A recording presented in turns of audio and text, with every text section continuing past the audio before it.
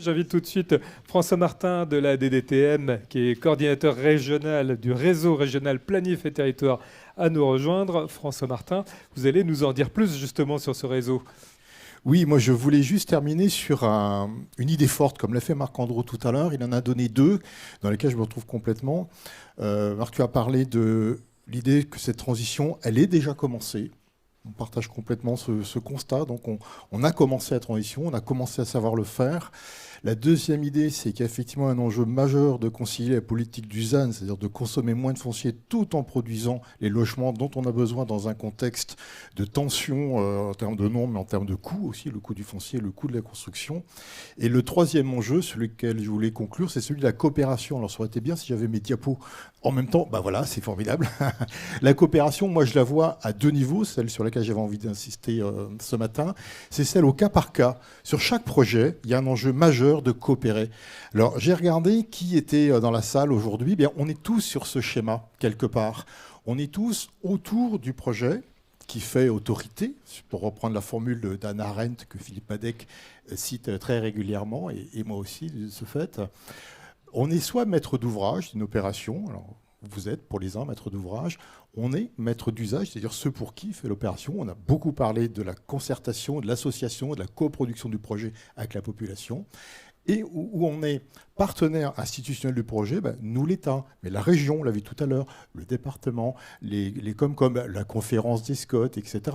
Et leurs outils d'ingénierie que sont les CAIE et les agences d'urbanisme, ici présents et co-organisateurs de la journée, sont vraiment dans ces acteurs majeurs-là et sont présents aujourd'hui.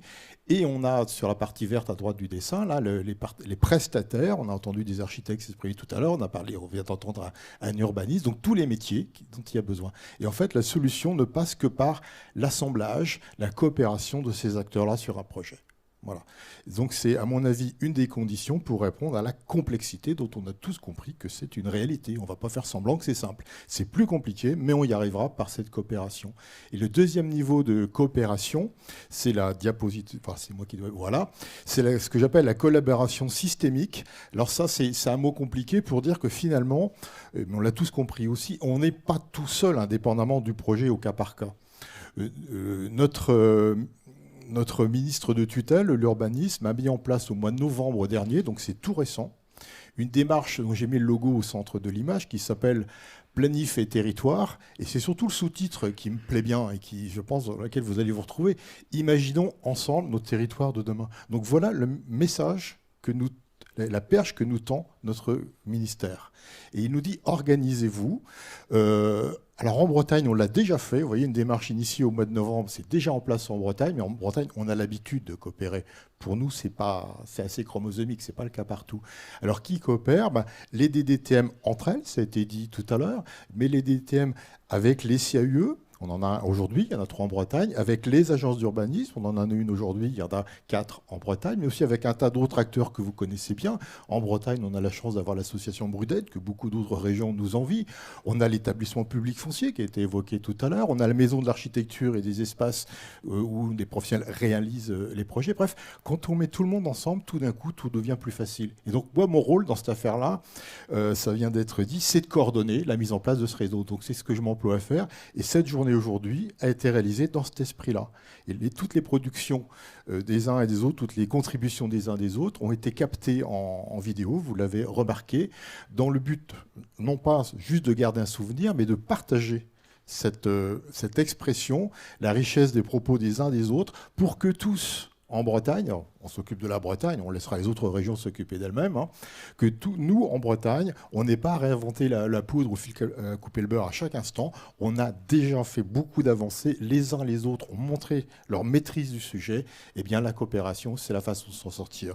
Et c'est moi qui le dis, mais c'est aussi notre ministre qui le dit, Olivier Klein, au mois de novembre, quand il a inauguré cette démarche-là, nous disait il faut un réseau large, inclusif, il faut une pensée. On n'est pas juste là pour faire de l'administration au sens terne du terme. Il faut avoir une vision, il faut construire plus et mieux. Voilà l'enjeu de concilier le ZAN et la politique du logement. Et pour ça, il nous dit qu'il faut innover. Il faut innover. Alors innover, c'est recycler, renaturer, faire de nouvelles forces urbaines. On en a eu la démonstration aujourd'hui. Et il estime que c'est notre engagement collectif, donc chacun de nous, mais chacun de nos organismes et nos organismes entre eux, qui sont le moteur de cette sobriété foncière, qui est finalement, et je crois qu'on l'a tous compris aujourd'hui, une véritable opportunité pour sortir de la spirale dans laquelle on était avant. Et puis je laisse le mot de la fin à Stéphanie Dupullion, qui est notre grande directrice au ministère de l'Urbanisme. Avec cette carte à droite, vous voyez qu'en France, on est la Bretagne, donc on est déjà engagé dans cette démarche. C'est pour ça qu'il y a une tache de couleur sur la Bretagne. Les autres taches de couleur montrent des régions où la démarche de coopération est déjà engagée. Vous voyez que ce n'est encore pas le cas au niveau national. Donc on a cette chance-là, profitons-en. Et Sophie Dupullion rappelle le rôle majeur des SCOT et des PLU pour faire ça. On l'a compris au gré des interventions. Elle rappelle aussi, et c'est important dans le Sud-Finistère, que la question du PLU intercommunal est aussi une solution pour avancer plus et mieux sur ces sujets compliqués. Et que le nouveau réseau Planif et Territoire, dont je suis aujourd'hui le coordinateur et donc votre interlocuteur, n'hésitez pas à me contacter pour ça. Eh bien, là aussi, moi j'aime bien la façon qu'elle a de le dire. C'est un nouvel élan, on l'a compris, c'est une prise de hauteur et surtout, elle dit, c'est une façon de donner la parole à ceux qui savent et ceux qui font. Ceux qui savent et ceux qui font, c'est vous, c'est nous. Voilà, dans cette chaîne qu'il reste à consolider pour réenchanter les pratiques de l'urbanisme. Je me reconnais là encore dans le propos de ma directrice générale. C'est heureux. Marc Andreau, vous avez remis votre casquette de vice-président du QCD pour la conclusion. Alors simplement vous remercier de votre présence. Je pense que pour tout le monde, c'est intéressant de voir sous différents angles les solutions à ces enjeux, enfin bien les comprendre, bien les replacer dans des perspectives historiques, d'enjeux planétaires, et puis aussi de les confronter à la réalité du terrain pour voir comment on peut concrètement s'y prendre. Donc je pense que ce type de réunion, il y en aura encore une autre au moins. Donc vous pouvez inviter vos collègues élus, vos collègues à tous les niveaux à y participer.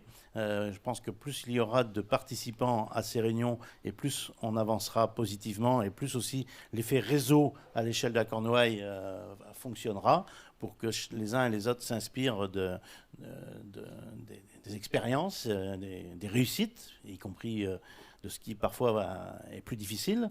Et je pense qu'on est... L'agence QCD, dans sa vocation agence d'urbanisme, est vraiment complètement dans son rôle quand elle organise ces matinées ou ces demi-journées comme aujourd'hui. Donc merci encore à tous, merci aux intervenants et à notre animateur et bonne journée à vous.